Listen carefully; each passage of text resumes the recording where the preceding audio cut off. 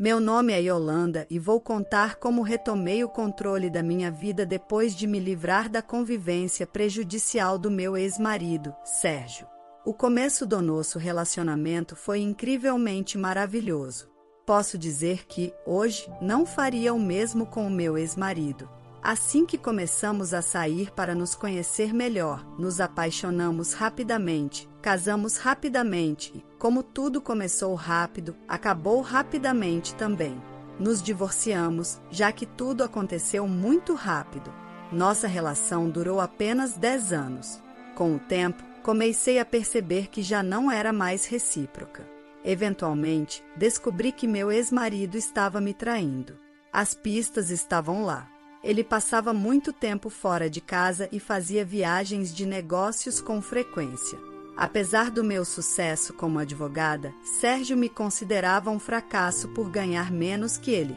Um dia, durante uma dessas supostas viagens de negócios, decidi investigar. Encontrei uma conta secreta em uma das suas redes sociais no computador antigo, confirmando minhas suspeitas de traição com uma mulher que ele achava mais atraente do que eu. Ele também costumava criticar minha aparência. Com o coração partido e furiosa, o confrontei imediatamente quando ele voltou da viagem. Sérgio, você está me traindo. Eu tenho provas, eu disse insensivelmente. Yolanda, você simplesmente não me interessa mais.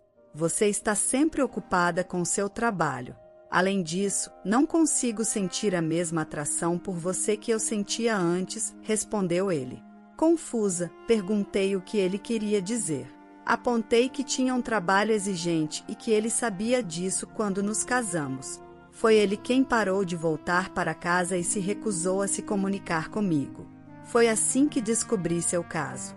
Esperava que ele se mostrasse arrependido, mas sua resposta fria me surpreendeu. Ele transferiu toda a culpa para mim, justificando sua traição de maneira sem sentido. Eu me recusei a aceitar ser falsamente acusada e refutei as falhas em suas justificativas. Em vez de se defender, ele se tornou ainda mais frio e indiferente, revelando que estava aliviado por eu ter descoberto seu caso. O tom de suas palavras foi assustador. Agora que você sabe, Yolanda, não preciso mais esconder minha nova parceira. Os dois teremos um futuro brilhante assim que me livrar da sua inutilidade, disse ele com clareza. Suas palavras me atingiram intensamente, provocando um arrepio. Ele não apenas me desrespeitou, mas também insinuou que eu não era suficiente para ele, criticando-me por ser uma esposa inadequada. Sérgio não mostrou arrependimento por sua traição e ainda exaltou como sua amante seria uma melhor companheira. Suas declarações arrogantes foram feitas sem hesitação, enquanto ele me menosprezava abertamente e exibia sua aventura com orgulho. Este era o homem por quem eu tinha dedicado amor e cuidado por mais de uma década, e suas palavras me destroçaram, deixando-me em lágrimas. Como ele pode ser tão cruel? Sérgio, durante anos, estive ao seu lado, respeitando nossos votos e colocando você acima de tudo, questionei com o coração partido. Sua resposta fria me feriu ainda mais, descartando qualquer valor que eu tivesse para ele. Yolanda, isso não importa mais. Você simplesmente não é a parceira que eu quero agora que tenho sucesso. Uma mulher com aparência comum e um título de advogada pretensioso já não me serve. Sentindo-me completamente desrespeitada, protestei. Como você ousa, Sérgio? Sou uma mulher competente, embora não atenda ao seu padrão de beleza. Fui leal a você, e agora você fala de divórcio. Corrigindo-se sem emoção, ele declarou: não estou apenas pensando em nos divorciar, Yolanda. Já decidi. Acabou. Não quero mais estar com você. Apresentarei o divórcio em breve e já contratei um excelente advogado. Seria melhor você partir antes que eu volte. Não suporto mais ver o seu rosto. Algumas horas Sérgio enviou os documentos de divórcio através de um conhecido que me olhou com compaixão. Aceitei os papéis perplexa, fechei a porta e me entreguei ao choro, permitindo que a dura realidade de anos desperdiçados com um homem cruel me invadisse. No entanto, decidi que não permitiria que esta situação me destruísse.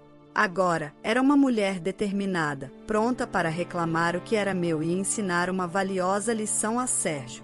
Quando o amigo de Sérgio me entregou os documentos, mencionou casualmente que Sérgio estava cogitando adiar o divórcio. Isso inicialmente me deixou perplexa. Lembrando-me de uma cláusula pré-nupcial esquecida durante minha confusão emocional. Sérgio teria que dividir metade de seus ativos comigo se fosse infiel. Este detalhe explicava por que Sérgio queria prolongar o processo de divórcio, esperando que eu desistisse da minha parte. Determinada a lutar pelo que era justo, entrei em contato com o advogado de Sérgio e agendei uma reunião. Deixei a residência de Sérgio e me mudei para a casa em que cresci, que estava em meu nome. Enviei uma mensagem a Sérgio informando sobre a mudança das minhas coisas e agradecendo sarcasticamente por me libertar de sua presença. Sérgio respondeu, se gabando do advogado que tinha, mas eu contra-ataquei com veemência, dizendo-lhe que ele deveria manter-se afastado. A arrogância de Sérgio inflamou em mim uma raiva controlada, uma motivação ardente para enfrentar esse desdém. Minha determinação se fortaleceu e quase ri da ignorância de Sérgio e seu advogado, Bruno, que claramente subestimaram quem estavam desafiando. Ao encontrarmos Bruno, ele estava visivelmente nervoso, uma reação que se acentuou quando me reconheceu. Ele era um bom advogado, mas não estava preparado para enfrentar alguém do meu calibre. Sérgio não me via como uma oponente digna, então Bruno foi pego de surpresa. Apesar de seu nervosismo, mantive a compostura, evitando intimidá-lo ainda mais. A surpresa de Bruno era evidente, confuso com a discrepância entre nossos sobrenomes. Um detalhe que expliquei devido ao meu casamento e ao uso do meu sobrenome de solteira em contextos profissionais. Bruno assumiu que eu queria prolongar o divórcio, seguindo as instruções de Sérgio, mas rapidamente corrigi sua percepção, esclarecendo que era Sérgio quem estava tentando arrastar o processo, não eu. Este encontro revelou as verdadeiras intenções de Sérgio e preparou o cenário para uma batalha legal que estava pronta para vencer. Encarei Bruno diretamente, aproveitando minha experiência e reputação no direito. Bruno estava desconfortável diante das minhas perguntas diretas. Com franqueza, disse-lhe que não era necessário responder, mas ressaltei meu conhecimento sobre Sérgio, destacando que estive casada com ele durante muitos anos e estava intimamente familiarizada com sua forma de pensar. Ao perceber o desconforto de Bruno, optei por esclarecer as coisas para ele. Expliquei que, dada minha experiência com Sérgio e o fato de Bruno não estar completamente informado, era justo compartilhar a verdade sobre a situação do divórcio. Interroguei Bruno de forma incisiva se Sérgio havia mencionado sua infidelidade, observando atentamente sua reação, que confirmou minhas suspeitas. Admitir a um colega que fui traída não foi fácil, afetando meu orgulho e ego. No entanto, mantive o controle emocional, ciente de que, apesar do desconforto, mantinha uma posição vantajosa naquele contexto. Surpreendentemente, Bruno confessou não ter sido informado sobre a traição por parte de Sérgio, que, segundo ele, o havia alertado sobre possíveis acusações infundadas de minha parte para prejudicá-lo. Expliquei a Bruno que, de fato, Sérgio estava manipulando, mas mencionei que Sérgio o considerava um excelente advogado, o que Bruno interpretou como um elogio, embora tenha admitido sentir-se inferior em comparação comigo. Revelei que Sérgio nunca valorizou minhas conquistas profissionais, sempre minimizando meu trabalho e influência. Refleti sobre a ironia de ter permanecido tanto tempo ao seu lado, mas destaquei a prudência de termos assinado um acordo pré-nupcial que me protegeu. A menção do acordo pré-nupcial deixou Bruno visivelmente impactado, evidenciando que ele foi surpreendido novamente, um claro indicativo de que não estava completamente preparado para o que estava por vir. Sérgio convenientemente omitiu a existência do acordo pré-nupcial ao falar com Bruno, talvez na esperança de que eu o tivesse esquecido. De qualquer forma, isso se tornou irrelevante assim que a existência do acordo veio à tona. Quando Bruno me perguntou sobre o documento, afirmei com firmeza que tinha amplas provas, até mesmo os próprios papéis do acordo, antecipando que Sérgio tentaria evadir as consequências de seus atos. Forneço a Bruno um dossiê completo de evidências, desde mensagens e fotografias até documentos oficiais, todos meticulosamente guardados em minha bolsa. Entreguei-os a Bruno, que se dedicou a examinar cada item com atenção, visivelmente desanimado com a situação, antes de reconhecer a solidez das provas apresentadas. Bruno expressou surpresa com as informações reveladas, admitindo não ter conhecimento prévio delas. Comentei sobre a dificuldade de lidar com clientes que não oferecem toda a verdade, especialmente quando se enfrenta um oponente com uma defesa legal tão competente. Bruno concordou, mencionando a necessidade de uma conversa franca com Sérgio antes de decidir os próximos passos no caso. Ao final de nosso encontro, Bruno sugeriu que em breve alguém entraria em contato comigo sobre o caso, sem confirmar se seria ele mesmo. Agradeci pela sua posição e saí do café, indo diretamente para meu escritório para preparar minha documentação para o divórcio. Com a tristeza cedendo lugar a uma determinação furiosa, estava pronta para garantir que Sérgio enfrentasse as consequências de suas ações. Armada com a verdade e as provas necessárias, sabia que não teria escapatória da situação complicada que ele mesmo havia criado. Um dia, contra todas as expectativas, Sérgio decidiu me procurar, ligando diretamente para mim, mesmo que eu tivesse pedido explicitamente que não o fizesse. Encontrei a situação irônica, mas não totalmente inesperada, prevendo que ele se encontraria em tal dilema. Quando respondi, Sérgio estava visivelmente perturbado, perguntando o que eu havia dito ao seu advogado Bruno. Com um toque de sarcasmo, perguntei por que ele estava me ligando depois de ter solicitado distância e indaguei sobre o que aconteceu com seu advogado. Sérgio, frustrado, me acusou de fazer Bruno abandonar o caso, ao que respondi com um tom de falsa surpresa, sugerindo que ele deveria ter sido mais transparente sobre sua situação e com quem estava lidando. Sérgio, irritado, jurou que não permitiria que eu afetasse os negócios de sua família, prometendo contratar um advogado ainda melhor que Bruno e me ameaçando com uma derrota no tribunal. Aconselhei-o com sarcasmo a garantir que seu novo advogado estivesse completamente informado sobre todos os detalhes do caso. Ao ouvir isso, Sérgio desligou imediatamente, uma reação que me fez rir, pois sabia que ele estava em uma situação difícil ainda não totalmente compreendida por ele. Eu estava ciente de que Sérgio teria dificuldades para encontrar alguém que o representasse, dada minha reputação na comunidade local e minha disposição para desmascarar qualquer tentativa de distorcer a verdade. Sérgio havia ameaçado me deixar implorando por misericórdia, mas eu estava certa de que eventualmente seria ele batendo à minha porta pedindo ajuda. Minha previsão se cumpriu mais cedo do que o esperado. Uma manhã, enquanto me preparava para o trabalho, fui surpreendida por batidas na porta. Ao abrir, encontrei meu futuro ex-esposo mostrando um semblante de derrota e completa desilusão em seu rosto, algo que já havia imaginado, mas não tão cedo. Permiti que ele entrasse, preferindo evitar um espetáculo do lado de fora da minha casa, já que enfrentava problemas suficientes.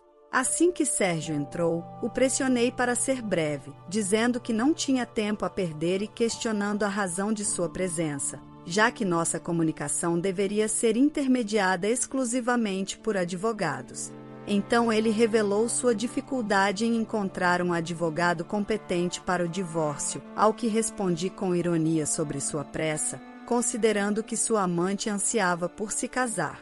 Sérgio, ignorando meu comentário, afirmou que eu estava interferindo no processo de encontrar um advogado, uma acusação que me fez rir pela audácia, evidenciando mais uma vez seu menosprezo pela minha profissão. Ele supunha erroneamente que, por estar disposto a pagar, teria advogados a seus pés. Com sarcasmo, esclareci que não estava sabotando ninguém, seus próprios atos e falta de honestidade com seus advogados eram os culpados. Sublinhei que mentir para os advogados e a falta de preparação os faziam parecer incompetentes, questionando por que algum advogado desejaria representar um cliente tão pouco confiável. Admiti que, de fato, meu nome poderia dissuadir alguns de se envolverem, mas não por manipulação de minha parte, e sim pela reputação que construí na profissão. Sérgio reconheceu este fato, mencionando suas tentativas fracassadas de ser transparente com outros advogados, mas sem sucesso. Foi um cruel lembrete de que enfrentar um adversário respeitado na área legal sem uma estratégia sólida era um erro. Agora, com o dano irreparável feito, ele estava sem representação legal, enfrentando a possibilidade de perder metade de seus negócios para mim. A reação de Sérgio era um livro aberto. A perspectiva de perder sua empresa o atormentava. Ele acreditava que, escolhendo um advogado competente e prolongando o processo de divórcio, poderia me fazer desistir de reivindicar metade de sua empresa, esperando que eu perdesse a paciência e o deixasse seguir em frente sem nada. No entanto, logo ficou claro para ele que não conseguiria apoio algum, enfrentando dificuldades até para encontrar um advogado que se opusesse a mim. Assim, ele recorreu ao que considerava sua única saída, apelar para a emoção e suplicar. Yolanda, você sabe o valor que essa empresa tem para mim. Por favor, não faça isso. Leve tudo, mas deixe a empresa fora disso, implorou Sérgio. Eu respondi, lembrando de que ele mesmo produziu a cláusula de divisão de bens em caso de infidelidade. Por que eu renunciaria tão facilmente aos meus direitos depois da sua traição? Destaquei quanto eu merecia depois do que ele me fez passar. Sérgio tentou argumentar que tudo havia sido um erro e sugeriu que talvez pudéssemos dar outra chance ao nosso casamento, alegando que esse obstáculo poderia nos fortalecer. Suas palavras me provocaram risos. Sua audácia era incrível. Realmente pensava que consideraria uma reconciliação, como se pudesse simplesmente ignorar o passado. Eu estava ciente dos rumores sobre o fim de seu caso amoroso e as insatisfações envolvidas. Mas a ideia de que ele pensava que isso me convenceria a retomar nosso relacionamento era absurda. Já havia aprendido minha lição ao me casar uma vez e não estava disposta a repetir o mesmo erro. Além disso, para mim, estava claro o motivo de sua súbita vontade de reconciliação, simplesmente queria evitar a divisão de seus bens comigo. Tua sugestão é delirante, Sérgio. Não cheguei até aqui sendo ingênua. Sei que teu desejo de reconciliação está motivado pelo medo de perder tua empresa, N, afirmei, rejeitando a ideia de que poderíamos simplesmente olhar além disso e começar de novo. Não há necessidade de terminar com tua amante, provavelmente ela te abandonará assim que descobrir que você não será tão rico depois do divórcio, concluí, desfazendo qualquer esperança que ele tivesse de nos reconciliarmos. Para mim, este era o momento perfeito para finalmente me libertar desta farsa de casamento. Preciso te agradecer por você revelar tua verdadeira natureza antes de termos filhos. Agora você está enfrentando as consequências de suas ações, disse eu. Parecia que minha atuação estava chegando ao fim. Calei-me imediatamente enquanto Sérgio continuava suplicando para que não reclamasse sua empresa. Foi uma cena patética, mas não conseguiu me comover. Em vez disso, me fez lembrar das noites em que chorava na cama pelas traições deste aproveitador que um dia chamei de marido. Vê-lo em um estado vulnerável só me trouxe satisfação e completou minha vingança. Agora, só precisava de um pouco de paz para recomeçar. Bem, definitivamente obtive mais do que esperava. Ele tentou mudar minha opinião durante semanas, mas fechei os olhos para tudo isso. Estava pronta para seguir em frente, especialmente depois que ele pediu o divórcio. Contratei alguém da minha empresa para me representar, já que não sou especialista em questões de divórcio e queria minimizar ao máximo a interação com ele. Após um mês de tentativas frustradas de me fazer mudar de ideia, ele foi obrigado a buscar um advogado e aceitar uma ruptura total. Sabia que se o caso chegasse aos tribunais, ele enfrentaria humilhação e perderia dinheiro com advogados designados pelo tribunal. Portanto, recuou e pediu um acordo mútuo. O acordo pré-nupcial facilitou muito o processo de divórcio para mim. Tinha muitas provas para mostrar que Sérgio me havia enganado e, de acordo com o acordo, ele teria que me ceder metade de sua empresa. Ele não estava contente, mas não tinha escolha. Assinou mais da metade da empresa para mim. Oferecemos-lhe a oportunidade de comprar minha parte, mas ele não tinha dinheiro. Você pode estar se perguntando como um dono de uma grande empresa como Sérgio acabou sem dinheiro. Bem, ele gastou tudo com sua amante, que agora não responde mais às suas ligações ou mensagens de texto. Suponho que tenha percebido que ele já não será rico. A amante foi apenas um dos problemas enfrentados por Sérgio. Com metade de seus recursos desaparecidos, seus rendimentos diminuíram drasticamente. Teve que vender sua casa porque não tinha dinheiro suficiente para mantê-la ou pagar a hipoteca adequadamente. Agora está vivendo em um condomínio mais modesto do que a grande mansão em que morava antes. Sérgio tentou recuperar o controle total de seus negócios comigo, mas isso é uma ilusão. Não acontecerá. Agora ele precisa lidar com as consequências ou economizar o suficiente para comprar minha parte. Estou muito bem, com alguém confiável cuidando dos negócios e até agora tudo está indo excepcionalmente bem para mim. Não queria que tudo isso acontecesse, mas infelizmente aconteceu, e essa foi a escolha que meu ex-marido decidiu fazer para sua vida. Ele me enganou, apesar de tudo que fiz por ele, até me julgou por ganhar menos que ele. Isso não se faz com ninguém. Dizer que encontrou outra mulher melhor que eu? Onde ela está agora que ele perdeu quase tudo? Ele não disse que ela era melhor do que eu? Tudo o que ela queria dele era o dinheiro. Que isso sirva de exemplo para outras pessoas que não valorizam quem sempre está lá, independentemente das situações, sempre ajudando um ao outro. A história de hoje chegou ao fim. Não se esqueça de comentar qual lição você tirou dela. Também deixe um like no vídeo e se inscreva para não perder os próximos vídeos. E se você quer conhecer o final da história cadeirante que foi ridicularizada pela noiva de seu irmão, mas viu sua situação virar de uma hora para outra, clica no vídeo que está aparecendo aí na tela. Te vejo nessa história. Grande abraço!